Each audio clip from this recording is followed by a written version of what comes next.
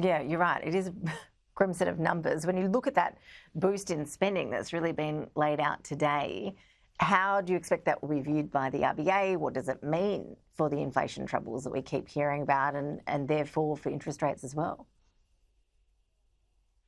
Well, I mean, the simple ratio is that there's 2 for 1 coming out of the budget. So for every $1 of additional tax receipts or receipts that are earned by the Commonwealth Government, they're spending 2. So that's obviously inflationary. It can't not be. So, you know, this is not a great expectation in terms of providing some additional support to the RBA to think that overall aggregate demand in the economy is under control.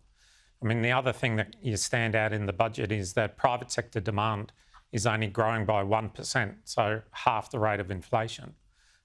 Yet public sector demand is growing by 3.75%, a massive increase and a massive revision up on the budget numbers. Now, that's not a pure reflection on the increased spending profile that we see in my EFO.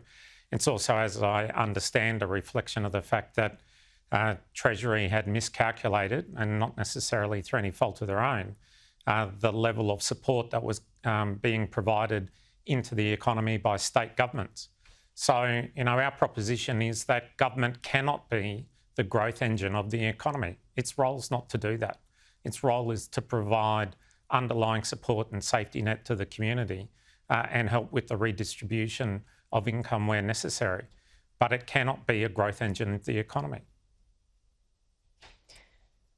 Brendan, when you look at the gloomy outlook, I mean, it's only likely to get gloomier, isn't it? If we expect China's economy to continue to be in trouble, there's Donald Trump's trade tariff threats looming as well. You don't envy the next Treasurer, do you, having to hand down a next full budget with those factors at play as well, regardless of whether it's before or after an election or which side of politics it is that hands that down? So that's right. But, you know, under the perspective of, you know, spending restraint, there is no spending restraint in what we're seeing here. Of course, you know, the 2 for 1 could have been worse. It could have been 3 for 1 or 100 for 1, you know, in which case 2 for 1's not a bad outcome. But it's not 1 for 1, and it's not, you know, less than 1 for 1, which is ideally what you need to be doing in terms of having some form of harder economic management around the expenditure profile of the country.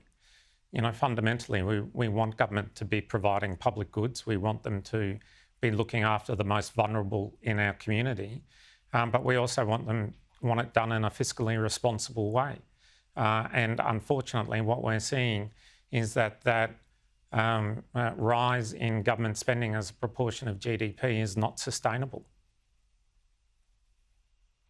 Brendan, Rynne, thank you so much for your analysis. As always, certainly sets the scene, doesn't it, for the federal election and the debate over responsible economic management. We're all looking forward to that. Brendan, thanks for your time. Thanks very much and Merry Christmas.